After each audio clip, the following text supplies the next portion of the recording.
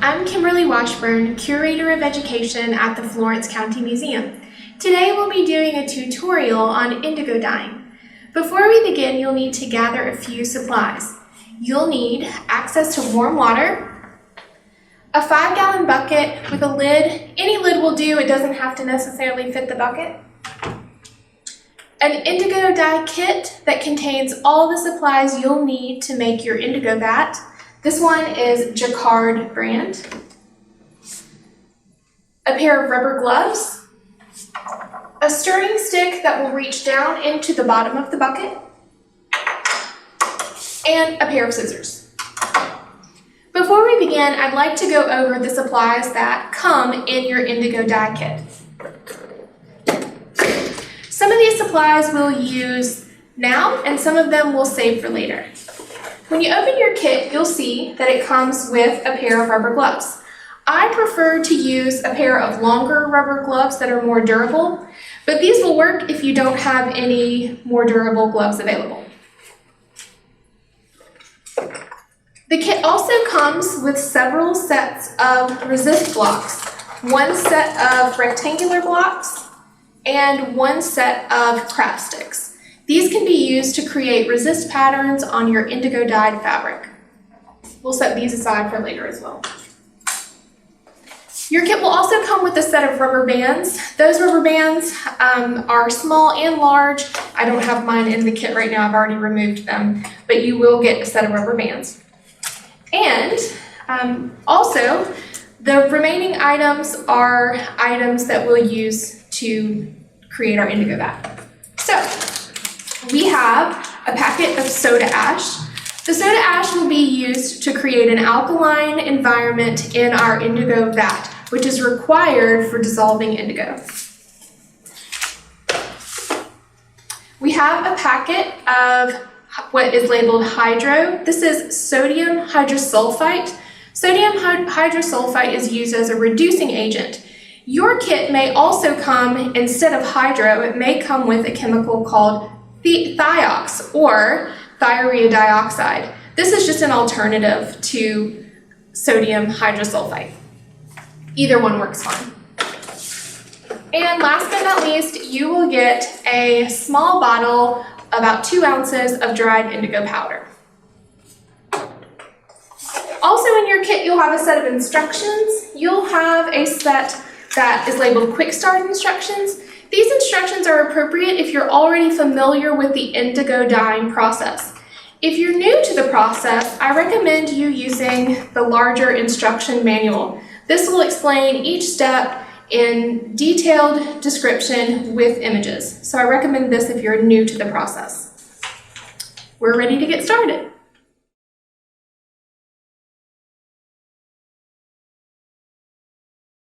Okay, we're ready to mix our indigo vat.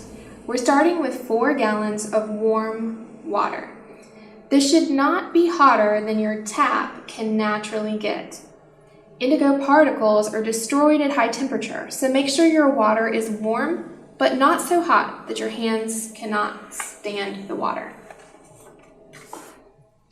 So here we have 4 gallons of warm water, and now we'll add our 2 ounces of indigo powder.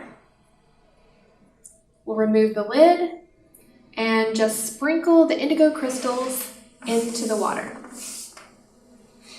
I'm going to use some of the water from the vat to rinse out the indigo container, just to make sure we get all of that indigo out of the bottle. I'm going to set that aside and then use my spoon to gently stir one direction, and then in a few moments I'll change direction. I want to make sure that the indigo is fully dissolved, putting that spoon all the way down to the bottom of the container. I'm going to just gently change direction. Just making sure there's no grit at the bottom of the vat.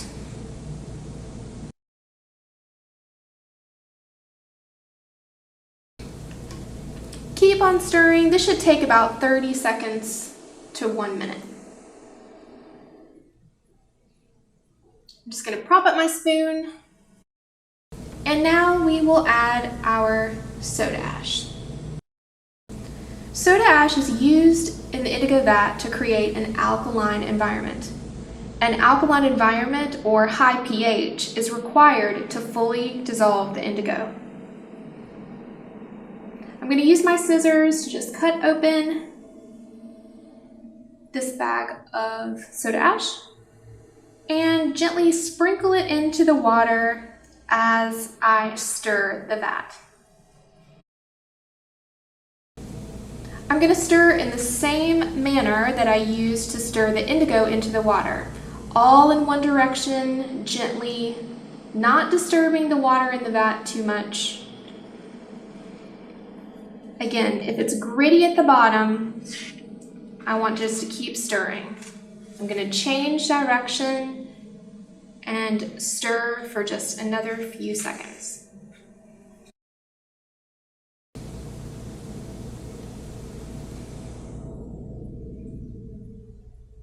Once it's completely dissolved, I'll prop my spoon up again. And we'll add our last chemical, the hydro, or sodium hydrosulfite. Along with requiring an alkaline environment in order for indigo to bond to fiber, oxygen must be removed from the vat. This will place the vat in a state of reduction, which will allow the indigo to bond to the fiber. So I'm going to add the sodium hydrosulfite in the vat in that same manner, just sprinkling the contents of the package into the vat, and then carefully stirring with my spoon. Now that we've added the reduction agent, we want to be careful not to introduce oxygen into the vat. Stir nice and slowly in one direction, and then carefully and slowly change directions. Make sure that all the grit is being dissolved into the indigo vat.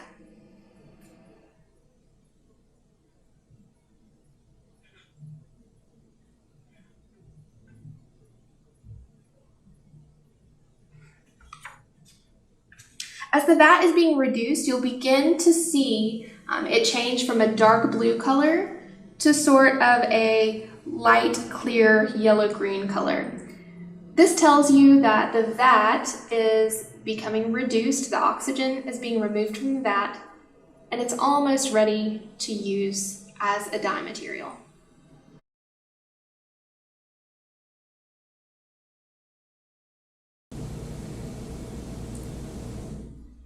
I'm going to cover the indigo vat to help it retain heat and allow it to reduce for approximately 1 hour.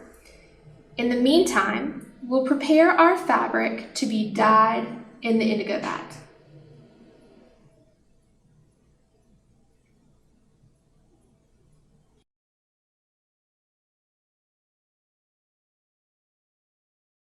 While we're waiting on our indigo vat to fully reduce, we can begin by preparing our fabric for dyeing. Now, you could take your fabric. This fabric is just white cotton fabric. You can use any natural fabric material, so you can use anything that's cotton or linen, but do not use synthetic fabrics, no polyester. So, you're going to take your fabric, and again, you could just dye this in the indigo vat and have a completely blue piece of fabric. But I'm going to show you how to use resist techniques to create a pattern. Now, resist dyeing is a method of creating a pattern on your fabric where certain areas of the fabric do not absorb dye and some do. The resist are the areas where dye is not absorbed. So, we have some different tools here that we can use to create a resist. We have marbles, rubber bands in different sizes, these resist blocks that came with our indigo kit. We also have craft sticks in a couple of different sizes. A few of these came with our indigo kit as well. and clothespins. There are many methods to creating resist on fabric. It should be very simple to Google indigo resist techniques, and you'll come up with many more than what you see here today. But these are simple ones that are easily achieved in a classroom setting. So, I'm going to start with one piece of fabric. If I want to create a resist pattern of circles, for example, on my fabric, an easy method to do that is by using marbles. All you have to do is take your marble, place it underneath your fabric, gather your fabric around the marble, and use a rubber band to hold it in place. The area where the rubber band is touching the fabric creates a resist. So you'll have a blue circle with a white outline. You may want to mark your fabric where you would like these circles to be if you want a planned circle pattern or circles at even intervals. Or you can just randomly do it, which is what I'm doing. So you just take these marbles, putting them in your fabric like so. So this is one simple method to create a resist. Now, if I wanted to create stripes on my fabric, an easy method to create a resist would be to take my fabric and begin by folding it in an accordion fold. So I'm going to fold my fabric like a paper fan. I can fold it over, flip it over, fold it again, flip it over, fold it again, flip it over, fold it one last time. Now, you can just kind of flatten down any creases that are in your fabric. I can then take craft sticks, like the ones you see here. If I place them directly perpendicular to the fabric, these would create straight lines. If I wanted more of a zigzag line, I could put them at an angle, which is what I'm going to do. Now, when we create a resist with popsicle sticks or with craft sticks, you want to put one stick on the front and one on the back, and you want to sandwich the fabric in between the sticks like so. Now, to hold them together, you can use rubber bands, or if you have binder clips that will hold it tightly, you can certainly use those, or small clamps. But rubber bands are easy to come by and they're inexpensive, and you don't have to worry about keeping up with them. They can just go in the trash when you're finished. Now, I might want to create a chevron pattern with thick lines and thin lines. So I'm going to use two different sizes of craft sticks. Again, sandwich the fabric between the craft sticks. I'm going to place them at an angle. That angle will give me kind of a zigzag line when I unfold my accordion folded fabric. Just using rubber bands to secure them.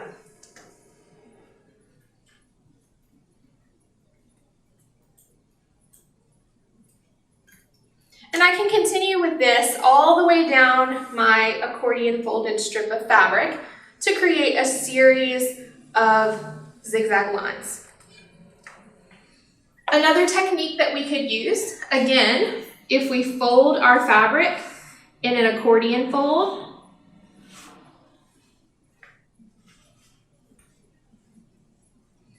and then folded it again in an accordion fold,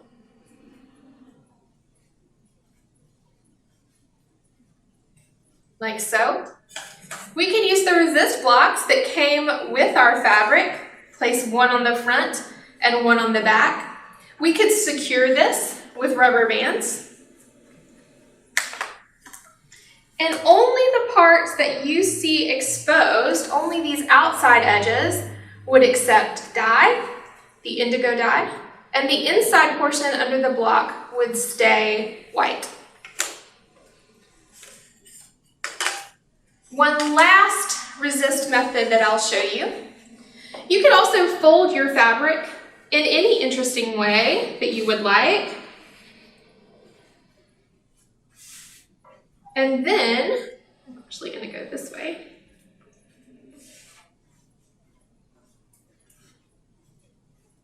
And then use a series of clothespins. Clothespins often create small rectangular markings on your fabric.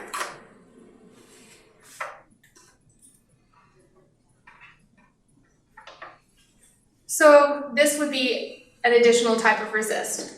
Also, don't hesitate to blend these methods. I can have rectangles and circles by using a marble underneath this, and that would create a circle in that space. So there are no limits to the types of resist patterns that you can create. Once you've created your resist, once you have your resist exactly the way that you would like it, you're going to take your piece of fabric and you're going to soak it in warm water for about 15 to 30 minutes. Your indigo dye will best absorb into wet fibers. It will allow the dye to absorb evenly across your strip of fabric and will keep any large splotches of dye away from your piece of fabric. So soak it in the dye. If you're doing this with a large class, it might be good to use a Sharpie marker and have students label on a popsicle stick or just in the corner of their fabric, label their work with their name. This will make sure that you know whose work belongs to which person. So I just labeled mine, and it's ready to go into the water. Once your fabric has been soaking for 15 to 30 minutes, it's ready to dye in the indigo bath.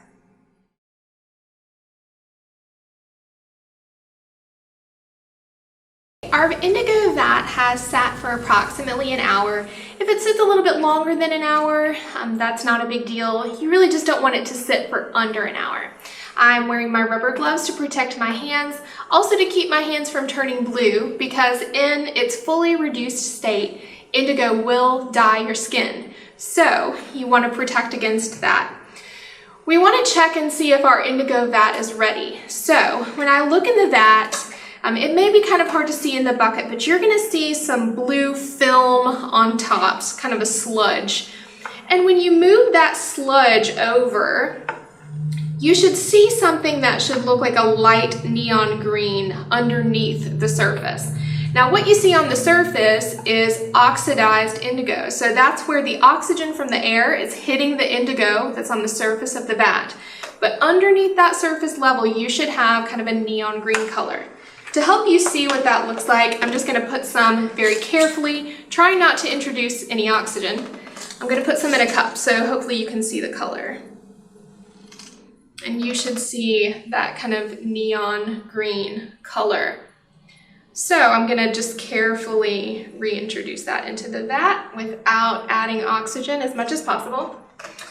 Another test that you can do is to use a small fabric sample. So I'm just going to dye a test sample. Now, one of the most interesting and almost magical things about indigo is that in its fully reduced state, indigo becomes what we call indigo white or leuco-indigo. Now, indigo white is kind of leaves the vat that neon green color, and that's the state in which the indigo will adhere to your fiber. When you remove your fiber from the vat, you're going to see that bright green color that you saw in my cup on your fiber. As the air interacts with the indigo on your fiber, it's going to oxidize and turn that indigo blue color that we're familiar with. So, just to test it, I like to move some of that indigo sludge over to the side. You can also carefully remove it with a cup, just skim it off. We call this the indigo flower. So I'm just going to dip my fabric into the indigo. I'm going to give it approximately 30 seconds. It doesn't need to stay in very long, just to test and see if the vat is working. When I pull it out, I have that nice green color. I prefer it not to drip and introduce oxygen into the vat. And it's going to gradually, I'm going to set it down here, is going to gradually turn blue, so you can watch that process. This tells us our indigo vat is in good shape and ready to begin dyeing. If for some reason your vat or your test strip came out blue, it did not come out nice and green, that means your vat is not fully reduced. You need to then give it a very gentle stir, the same as we did when we were mixing the vat, slowly in one direction and then carefully changing direction, stirring it again, and allow it to sit for another 30 minutes to an hour. Hopefully your vat will be fully reduced at that time. You can see now that my strip has almost completely turned blue into that oxidized indigo color. That tells me we're ready to start dyeing. So here we go.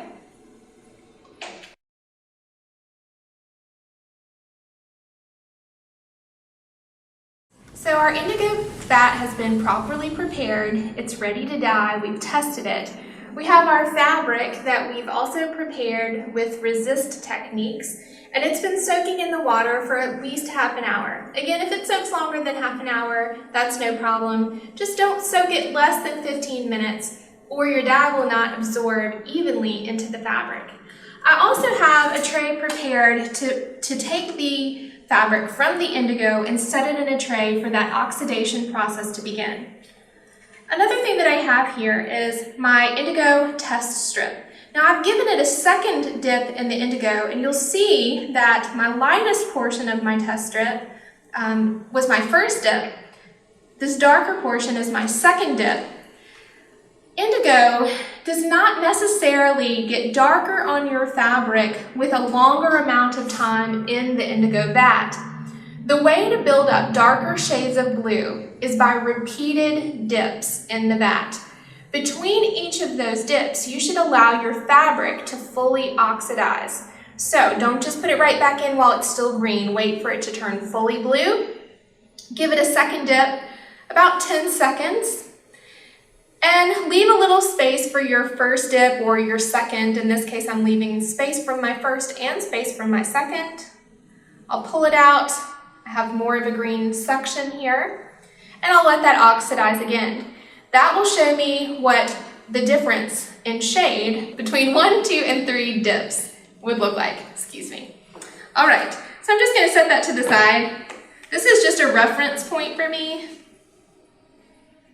that I can use to help me decide how many dips I want to use on each of my fabrics. So I'm going to remove my first fabric from the water and just give it a little bit of a squeeze. Now it doesn't matter if there's water in it, but we do want to avoid any splashing and introducing any oxygen into our vat. So I like to give it a little bit of a squeeze to start with. So here's my fiber, fully folded and resisted and ready to go in the vat.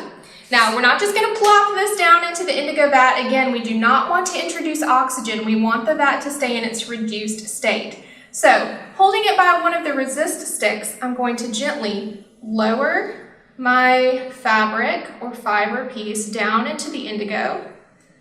And I'm going to let it stay fully submerged in the indigo vat for approximately a minute. Now, I can leave it longer, but it doesn't necessarily help to leave it longer than just a few moments in the vat. If we want it darker, we can dip it again. Now, we can put more than one fiber in our indigo vat at a time. So while that one's soaking, I'm going to go ahead and take a second. Again, lower it gently down into the indigo vat.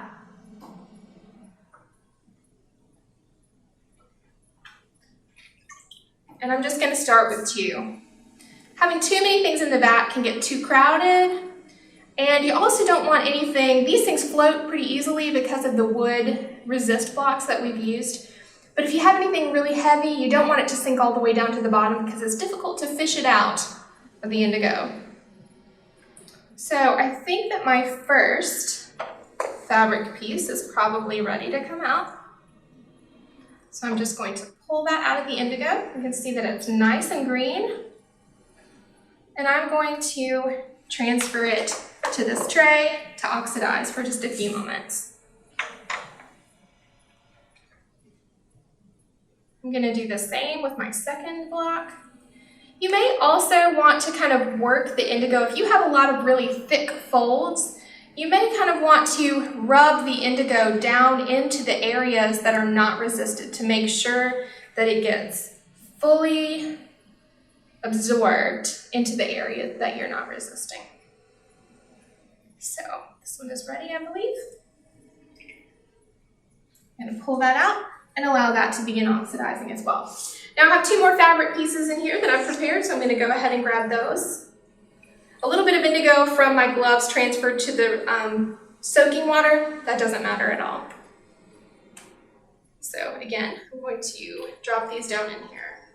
Now the marbles will definitely sink right to the bottom. So I'm going to kind of keep a hand on this one. I can also use my spoon to keep an eye on where that one goes so that it doesn't just sink straight down to the bottom. If it does, use your long stirring spoon to scoop it out. So we'll give that just a few moments. You may notice that I have a little bit of blue on my table. You may want to cover your tables with plastic, especially if they stain easily. But indigo in its blue form, these blue dots, are not actually going to stain the table. Only when it's green will the indigo actually die. So it shouldn't be a big deal. All right, I'm going to grab these out.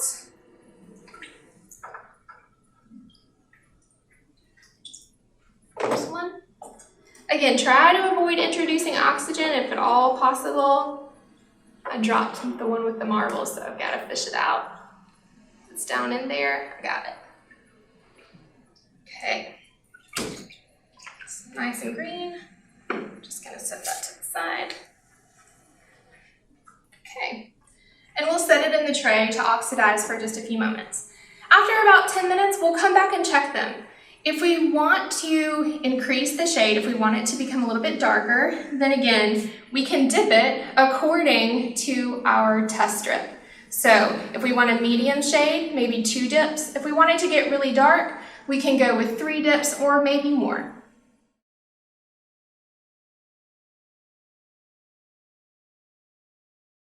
Our indigo dyed fabrics have been oxidizing here in this bin for about 5 to 10 minutes. And so now we can make a determination. If these are the approximate color that you would like, again, after 1 dip, it's going to be this lightest color on our test strip, then we can leave them alone and go ahead and unbundle them. We can also choose to re-dip them for a darker shade of blue, or we can choose to selectively re-dip these so that only certain areas of the fiber are darker and some areas are lighter. So I think that I'm going to try that on this piece just for fun. Maybe I will keep this bottom portion dark, the center portion light, and then the top portion again dark. So that should give us a little bit of variation in the shade of blue on this strip. So I'm going to dip this back into the indigo just up to that second resist small cross stick. And I'm gonna let that sit for about 30 seconds, just holding it in the indigo vat steady right at the second cross stick.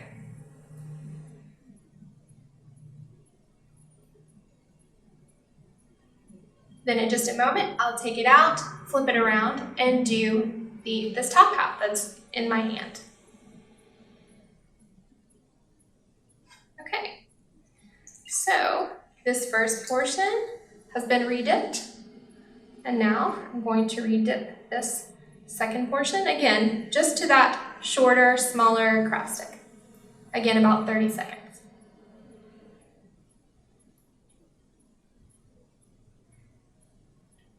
You'll notice that the top portion isn't the bright green color it was initially. It's kind of a teal or blue-green color. That's layering unreduced indigo on reduced indigo. Each time you dip it, you'll have an even darker greenish blue. Okay, so we're going to go ahead and remove it. And it may be helpful to have some trays that you can lay these out on to oxidize. It's fine to oxidize them in a bin like this. It's completely up to you. But this is convenient and it lets you see when it's turned completely blue, when the oxidation process is complete. This piece, you can see we still have some green here. So this one is not fully oxidized. It's not ready. I'm going to let it sit for another few minutes. This piece looks ready. I'm going to re-dip this entire piece. And I'm actually going to give this piece 3 dips. So I'm just going to drop it in there and we'll let that one soak for a minute and then we'll give it another dip. This one also not completely oxidized. So I'm just going to drape it here. We'll give that one another minute. This one is oxidized a bit more, so I'll go ahead and re-dip this one. We'll let those sit for just a few moments. The next step in our process will be to remove the resist blocks or sticks or rubber bands and marbles and to fully open our fabric so that it can be allowed to completely oxidize all the way through. You'll notice when we unwrap them that the inside portions of the folds that we've created are probably still going to be pretty bright green. Okay, let me fish out the one I have down here. Sometimes you have to search for them a little bit. There it is. So I said I wanted this one to have 3 dips, my sort of triangular one. So I'm going to put this back in this bin to let it oxidize for a few moments. And I can go ahead and put my marble piece back in now. We'll let that sit for just a moment as well. Now you'll notice that my blocks that came with my kit are turning blue themselves. They've also been dyed in indigo. Once these have fully oxidized, you can completely use them again to resist additional indigo fabric pieces. You do not have to worry about that blue transferring to the white areas of your fiber. Once it's turned blue, it is not going to be able to adhere to your fiber. So these resist blocks, even though they're blue, they can be used over and over again. This one's had 2 dips. This one's had 2 dips and only 1 in the center portion. I'm gonna grab my marble piece out of here. Oops.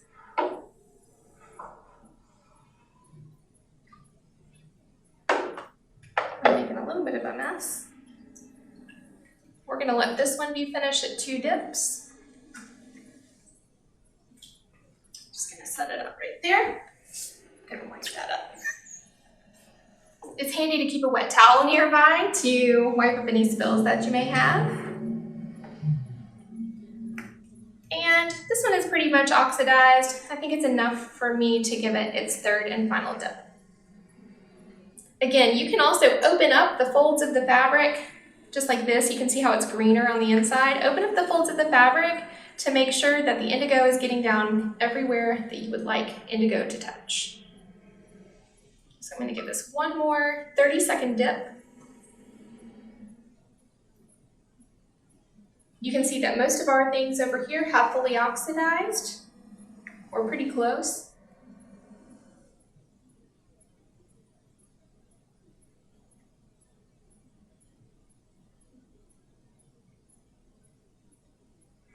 Okay. And we'll go ahead and remove this one and set it to the side. We're going to allow our fabric pieces to oxidize for, again, 5 to 10 more minutes, and then we'll be ready to remove our resist blocks.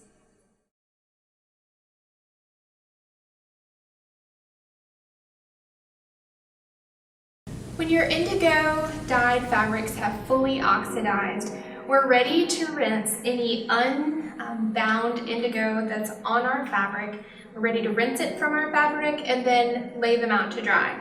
So, the first step in this process is to remove the resist. This is our fabric piece. You can tell it's still dripping wet, but it's oxidized, so that's okay. We're going to remove those resists. You can see some white and maybe a little bit of green. And now the fun part. We can see what the patterns we've created look like. So I'm going to open this up.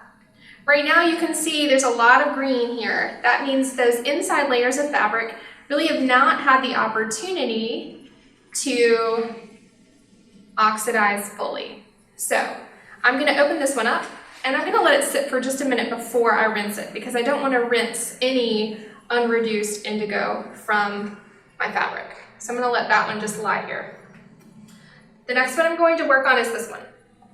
Now, while that one reduces, I'm going to slide it up here. I'm going to go ahead and remove the marbles. Now, this is pretty tricky if you have on gloves. I have sometimes found that if you just pull, that the marbles will pop out and the rubber bands will pop right off. That might be the easiest method if you're wearing gloves. If you're brave and you don't mind blue hands, you could always take the gloves off. But kind of pulling and just pushing those marbles out may be a better solution. Whoops, that's a hazard. Or you could also cut the rubber bands. Now, I like to reuse my rubber bands over and over. If you have a large class or you're doing this with an entire grade level at school, you may wish to just keep those rubber bands and rinse them off and use them again. It is not something that you have to throw away. It's something that you can throw away, but that's completely up to you and how you would like to manage your supplies. I've got about 3 more of these. Again, I'm just pulling and pushing that marble out underneath.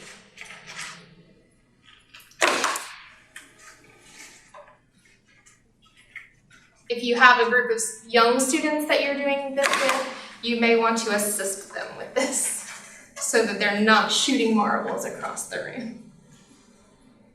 That one wants to be stubborn. I'll have to come back to that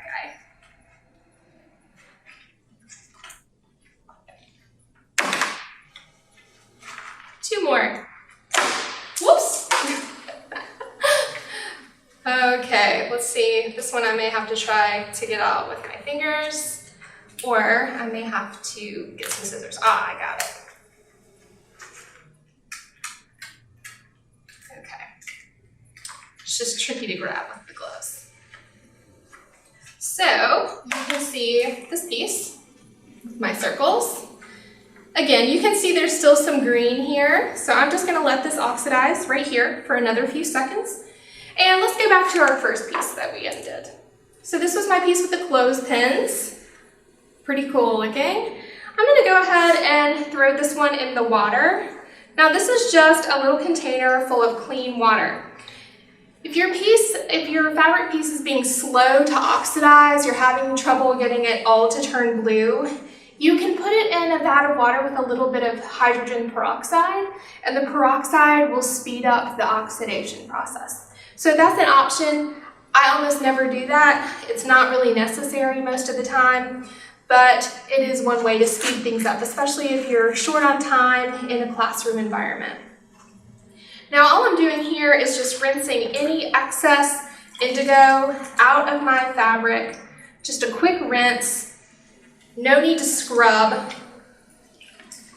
I'm gonna take my piece, give it a good squeeze to get any excess liquid out.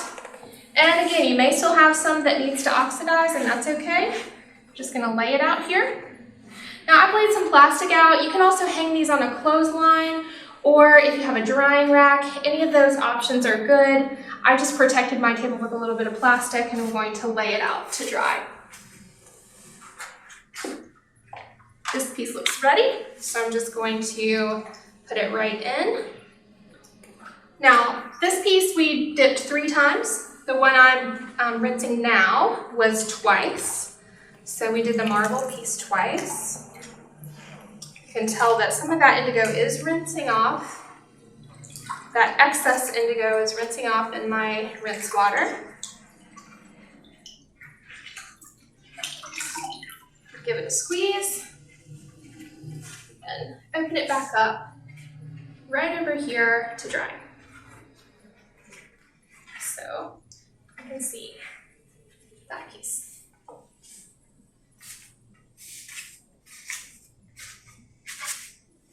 We've got 2 pieces left. I'm going to slide this out of the way just to avoid making a bigger mess. Our piece with our resist blocks. This one's usually pretty simple to get off. You just slide these rubber bands off. Again, these rubber bands can be used over and over. Don't feel like they need to go in the trash just because you've used them once, especially if you're doing this over the course of several days. It can be useful to keep them. It's always tricky to get the rubber bands when your fingers are gloved. I might be able to get that one off like this. So you can see we have a large resisted area where our block was. We also have some smaller resisted areas where our rubber bands were. We're going to open this one up.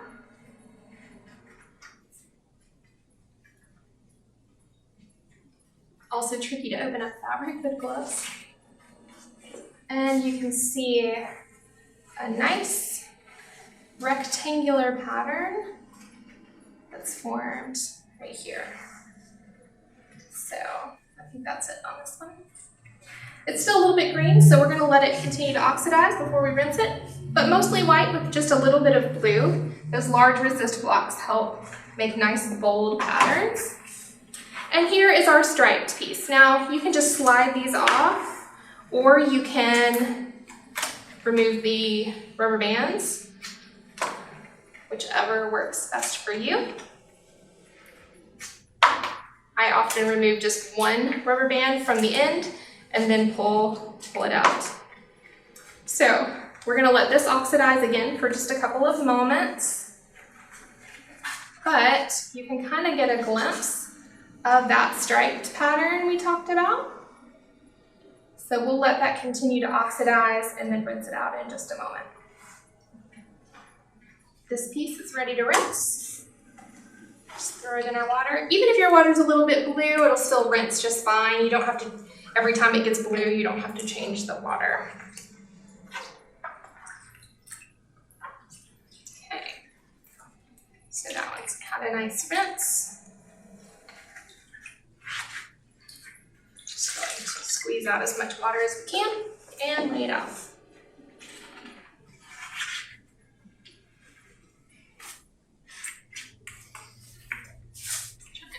Up a little so we have room for all four. Okay, and we're going to give this one just another moment to oxidize. So you can see that stripe pattern.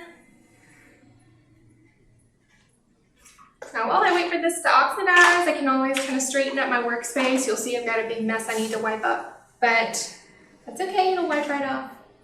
I'm going to go ahead and rinse this one. It's looking almost completely oxidized. Go ahead and rinse.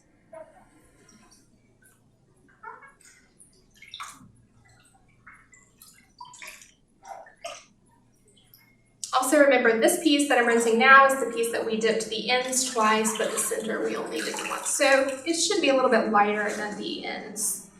And we'll let this one continue to oxidize. So in just a minute we'll come back and we'll see what patterns, what fully oxidized patterns we have from our indigo dye session.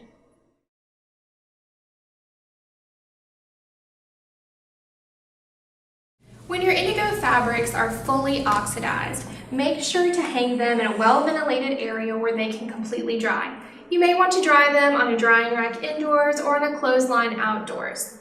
When your pieces are completely dry, they can be laundered according to your fabric's laundering instructions. This fabric is 100% cotton, which means that it can be washed in the washing machine with normal detergent and dried in the dryer. You may notice over time that the indigo begins to fade a little bit on your fabric if it's handled very frequently, or that you may have some blue that rubs off on your fingers. You may also have noticed the same thing happening with blue jeans that you wear. Blue jeans are also dyed with indigo. This process of that indigo rubbing off is called crocking. When the indigo molecule bonds to fiber, it bonds to the outside of the fiber, and when rubbed too often, the indigo will release from the fiber. That process again is called indigo crocking. This is completely normal for indigo. It's not an unusual thing, and it will not cause bleeding into other areas of your fabric, so it should not be a concern in that area. Now, Your indigo fabrics, again, can be laundered as usual and used for anything that you would like. You can use these to make garments. You could use pieces of fabric like this to make quilts. You could also use your indigo fabric just as beautiful wall hangings. I hope that you've enjoyed learning about the indigo process today. This activity is easily replicated in a classroom environment, and students love to watch the magic of the indigo turning from green to blue as it oxidizes. Thanks so much for watching. Have a great day.